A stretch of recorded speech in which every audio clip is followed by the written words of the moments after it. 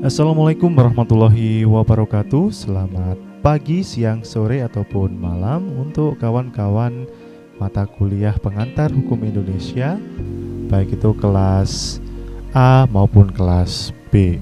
Ya, sebelum kita mulai untuk kuliah hari ini, tidak lupa saya mengajak teman-teman semuanya untuk berdoa agar apa yang kita dapatkan pada hari ini bisa membawa manfaat bagi kita di masa yang akan datang dan bernilai ibadah di bulan yang penuh berkah ini. Dan juga saya mengingatkan kepada teman-teman semuanya agar tidak lupa untuk selalu bersyukur dengan apa yang kita peroleh pada hari ini. Alhamdulillahirabbil alamin.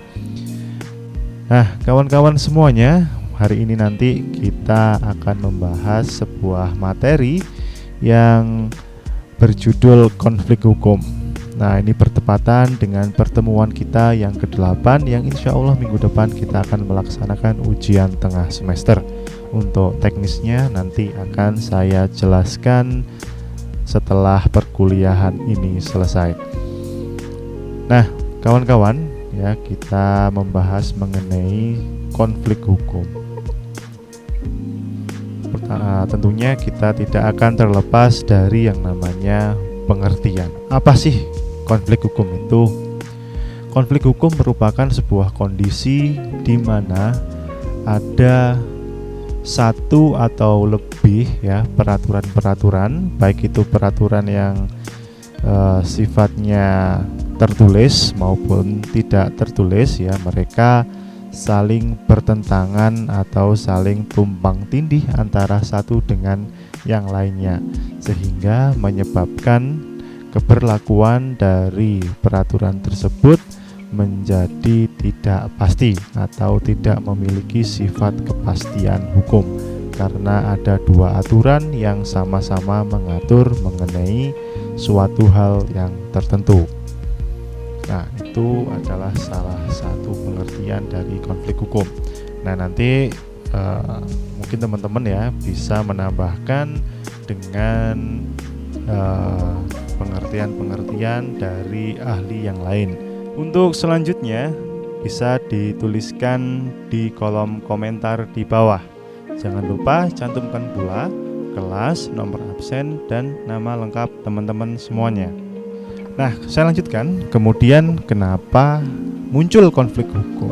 Ya, yang tentunya yang kelihatan oleh mata kita adalah bahwa hukum itu buatan manusia dan buatan manusia tidak ada yang sempurna. Ya, meskipun mereka mengklaim sudah sempurna, tapi pasti suatu saat akan muncul sebuah permasalahan atau kemudian sebuah konflik di dalamnya. Nah, karena apa? Karena kepentingan dari masing-masing itu berbeda-beda.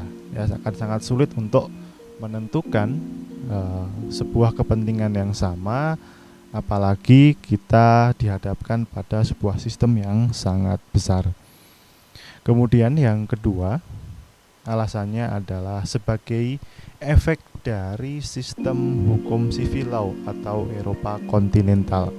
Ya, di mana sistem hukum Eropa kontinental atau civil law ini dia menggantungkan dirinya pada keberadaan peraturan perundang-undangan yang tertulis. Nah, sehingga segala apapun tindak tanduk perilaku kekuasaan, kemudian apa yang boleh dan apa yang tidak boleh, itu kemudian diatur oleh undang-undang. Nah, namun kembali lagi pada prinsipnya, segala yang tidak dilarang itu diperbolehkan. Nah, kemudian alasan yang ketiga, karena banyaknya tercipta peraturan-peraturan, ya, maka dimungkinkan itu terjadi yang namanya konflik karena saking banyaknya peraturan yang diatur, bisa jadi antar peraturan yang satu atau peraturan yang lainnya itu saling berbenturan atau saling bertentangan atau bahkan saling tumpang tindih. Nah, itu adalah salah satu alasan umum, ya, kenapa ada konflik hukum. Nah, menginjak ke slide yang kedua, kawan-kawan, Nah, di dalam bukunya Profesor Bakri yang saya rekomendasikan kepada teman-teman, beliau menyebutkan ada 4 konflik hukum. Di antaranya yang pertama adalah peraturan perundang-undangan dengan putusan pengadilan. Yang kedua, peraturan perundang-undangan dengan hukum adat dan atau hukum kebiasaan. Yang ketiga, putusan pengadilan dengan hukum adat dan atau hukum kebiasaan. Yang nomor 4 adalah konflik hukum dengan sesama peraturan perundang-undangan. Nah, nanti kita akan lebih banyak membahas yang nomor 4 ya, karena ini terkait dengan peraturan perundang-undangan yang kita bahas pada hari ini. Nanti untuk yang 1 sampai dengan 3 ya, di slide yang ketiga ini, nah nanti akan ada mata kuliah tersendiri, atau nanti akan saya buatkan video tersendiri aja terkait dengan 3 hal ini. Tapi yang jelas kita fokus ke poin yang nomor 4 terlebih dahulu. Nah, saya lanjutkan ya. Ketika ada konflik hukum di antara peraturan perundang-undangan, maka ada 3 asas yang kemudian bisa digunakan untuk menyelesaikan konflik tersebut. Nah, yang pertama adalah asas lex superior derogat legi inferior. Peraturan yang hierarkinya lebih tinggi mengesampingkan peraturan dengan hierarki yang lebih rendah. Jadi ini sifatnya hanya mengesampingkan ya, nanti tolong ini di underline ketika menggunakan asas ini ya. Itu kalimat yang menegaskan itu bukan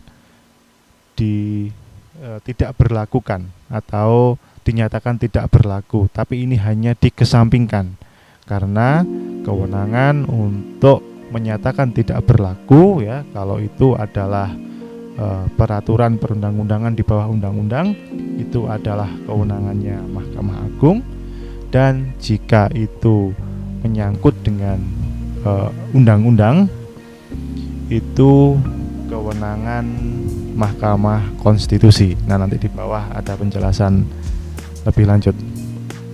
Kemudian yang kedua adalah asas lex specialis derogat legi generalis.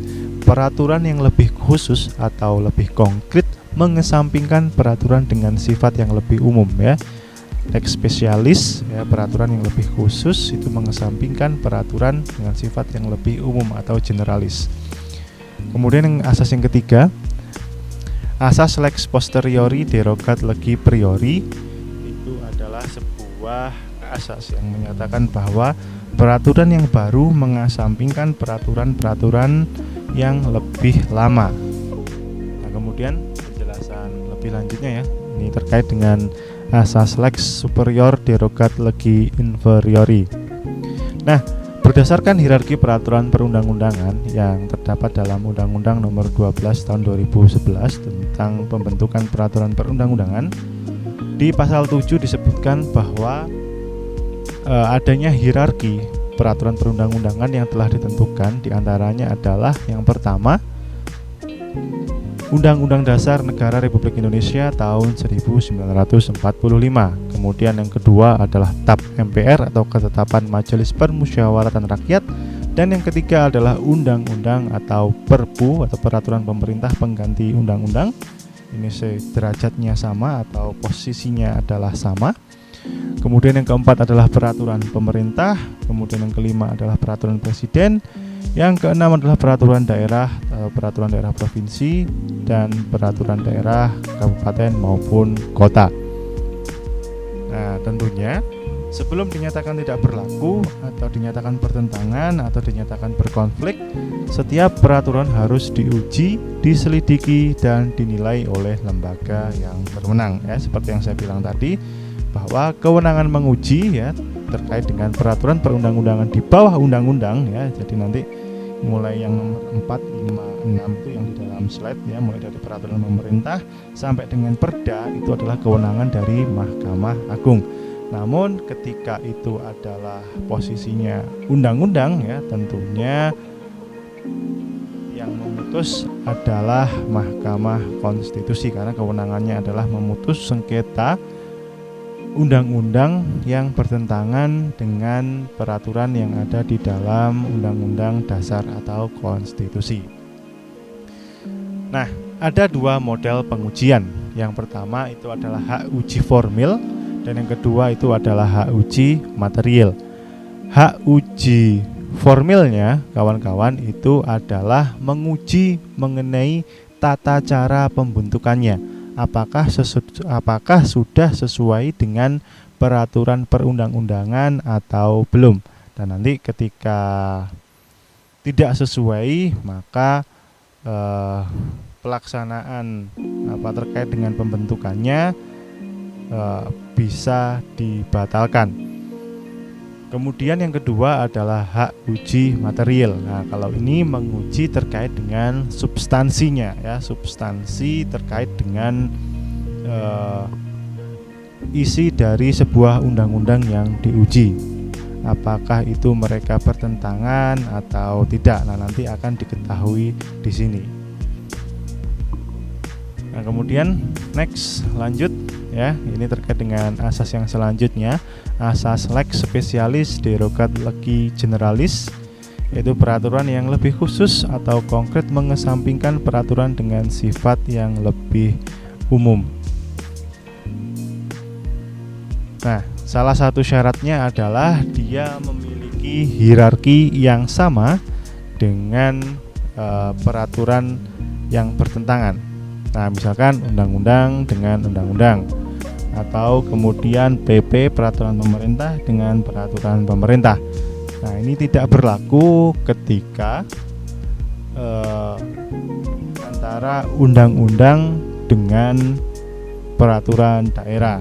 Nah, tentunya yang berlaku adalah asas yang kita bahas pertama tadi, yaitu asas lex superior derogat legi inferior. Jadi yang hierarkinya lebih atas dia akan lebih diutamakan dan peraturan yang lebih rendah akan dikesampingkan. Nah, seperti itu. Nah, ini contohnya adalah mengenai kebebasan berkontrak versus pembuatan akta pendirian badan usaha. Nah, kebebasan berkontrak ini diatur di dalam Kitab Undang-Undang Hukum Perdata atau Burger Law Wetbook atau juga yang kita kenal sebagai BW. Nah, kemudian contoh pesaingnya atau lawannya itu adalah di Undang-Undang tentang Badan Hukum. Nah, di situ disebutkan ya, kita mulai aja dari BW terlebih dahulu. Di dalam salah satu pasalnya disebutkan mengenai adanya kebebasan berkontrak. Ya, jadi perjanjian itu diperbolehkan dibuat secara tertulis maupun secara tidak tertulis. Nah, namun di Undang-Undang Badan Hukum, nah itu dijelaskan bahwa untuk membentuk sebuah badan hukum diperlukan sebuah akta pendirian yang dibentuk atau yang kemudian dikeluarkan oleh seorang notaris ya, sebagai seorang pejabat yang ditunjuk oleh undang-undang untuk membuat akte yang sifatnya otentik.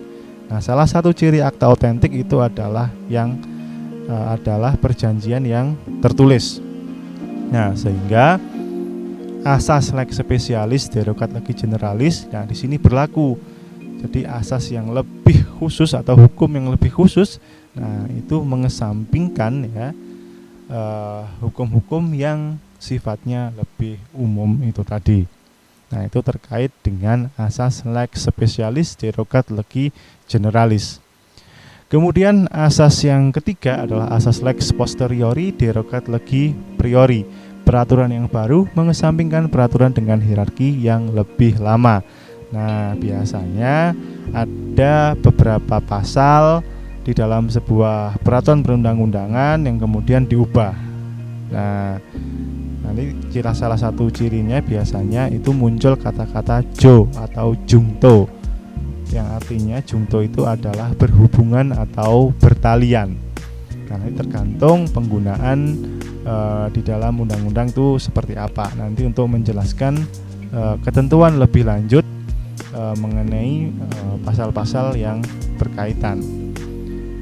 Digunakan apabila aturan lama tidak dicabut secara tegas. Nah, di sini saya mengambil contohnya adalah Undang-Undang Pokok Agraria dengan aturan di buku 2 BW yang mengenai kebendaan.